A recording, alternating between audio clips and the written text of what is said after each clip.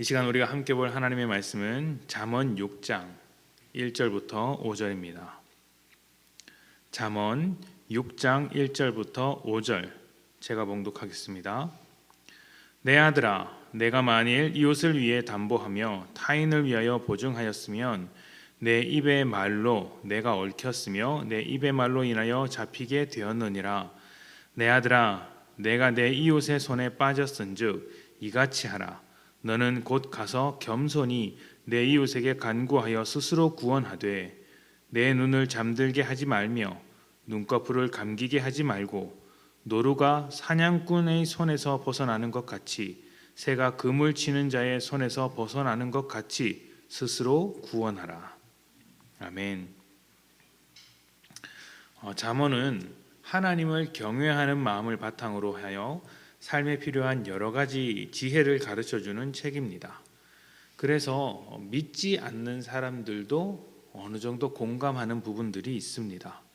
부지런하게 살아라, 정직하게 살아라, 겸손하라와 같은 이야기는 우리가 믿지 않더라도 세상에서 살아가는 데 필요한 덕목들이죠. 이러한 것들이 잠언에 가득 담겨 있습니다. 하지만 믿는 자들은 이렇게 겉으로 드러나는 태도만이 아니라 그 태도의 근간이 되는 하나님을 경험하는 마음을 배우는 것이 훨씬 중요합니다. 그러니까 거칠에만이 아니라 진심으로 하나님을 경외한다면 배움의 정도나 가진 재산이나 사회적인 신분과 상관없이 하나님의 마음에 합당한 삶을 살아가려고 할 것이기 때문입니다. 그렇게 살게 되면 겉으로 드러나는 여러 가지 태도들이 변하게 되는 것이죠.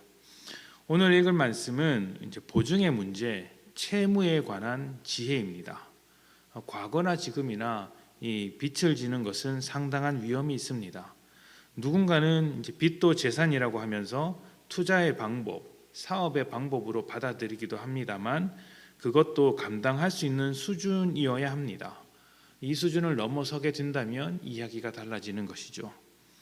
요즘에야 관련 법이 정비되고 사람들의 인식이 변해서 보증 때문에 망했다는 이야기를 조금 많이 듣지는 못하는데 예전만 하더라도 보증을 잘못 써서 망하게 된 사람들의 이야기, 큰 피해를 본 사람들의 이야기를 심심치 않게 들어보았습니다. 말씀에서 보증을 써서 책임을 져야 할 상황이 오면 그 책임을 피하지 말라고 합니다.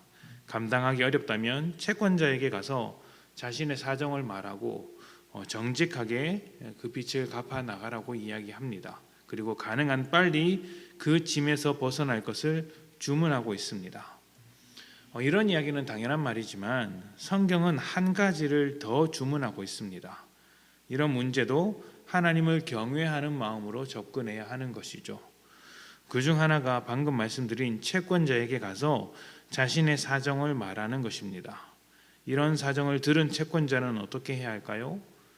그가 하나님을 경외하는 사람이라면 그 사람의 딱한 사정을 모른 채 하지 말아야 합니다. 신명기 말씀을 보면 담보에 관한 말씀이 있는데 담보 잡힌 물건을 가져와야 할 때도 그 사람의 생업에 필요한 물건은 가져오지 못하도록 되어 있습니다. 채무를 정리하더라도 그 사람의 삶을 파괴시키면서까지는 하지 말라는 것이죠. 이런 것을 종합적으로 생각할 때 성경이 요구하는 가치는 돈보다 사람이 더 중요하다는 것입니다. 빚을 진 사람은 그 빚에 대해서 책임감을 가져야 하고 빌려준 사람은 빚을 받아내기 위해 그 사람의 삶과 생명까지 가져와서는 안 된다는 것이죠. 이것이 돈과 관련해서 또 빚을 지고 빚을 내어주는 사람과 관련해서 하나님을 경외하는 사람의 태도여야 한다는 것이죠. 세상을 보면 인권이 중요하다 말하고 또 많은 부분에서 발전한 것도 사실이지만 여전히 사람이 사람으로서의 대접을 받지 못하는 경우가 많이 있습니다. 특히 돈 문제에 관해서는 아주 그런데 사람의 사정을 봐주지가 않습니다. 삶을 파괴시키는 경우도 많고 그 사람의 생명을 갉아먹는 일도 허다합니다.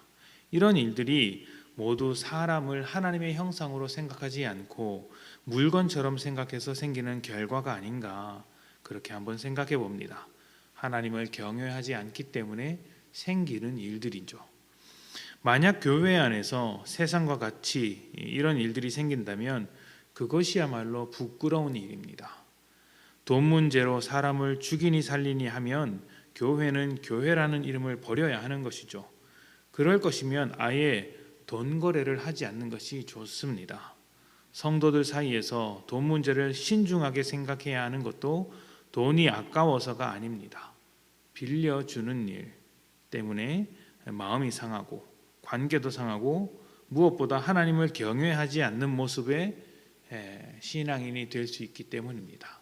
그렇다면 믿음이 없는 것과 다를 바 없고 교회라는 이름을 달지 말아야죠. 돈이 필요한 사람이 있다면 차라리 헌금했다 생각하고 주시는 편이 훨씬 낫습니다. 그러면 하나님께서 차라리 그거 내가 받았다고 할 테니까 너무 마음 아파하지 마라 라고 하실 것입니다. 그렇게 선을 베푸는 게 낫지 그 돈 때문에 지지고 보고 싸우는 것은 믿는 자로서 해서는 안 되는 것이죠. 빌려줘서 교회답지 못한 모습이 된다면 그냥 주는 게 훨씬 낫습니다. 그리고 주는 것 때문에 마음이 상한다면 그냥 그 문제는 묻어두시고 기도라도 열심히 하십시오. 본인이 더 감당할 수 있기를, 성장할 수 있기를 기도하면서 그렇게 하나님께 맡기는 것이죠. 우리의 가치가 사람을 살리는 데 있지 돈을 움켜잡는 데 있는 것이 아니라는 것을 꼭 기억하셨으면 좋겠습니다. 하나님을 경외하는 마음을 가진 사람은 돈을 대하는 태도가 달라야 합니다. 돈이 우리를 부유하게 하지 않습니다. 우리를 풍족하게 하시는 분은 하나님이십니다. 그러니 돈에 대해서 정직하시고 돈보다 사람을 더 소중하게 생각하셨으면 좋겠습니다. 물질의 축복을 주시더라도 이런 사람에게 주실 것입니다. 오늘 하루 물질보다 하나님을 경외하는 마음으로 살아가도록 합시다. 돈보다 사람을 중요하게 생각해야 합니다. 그래야 하나님께서 우리를 축복하실 것입니다. 이 시간 함께 기도합니다.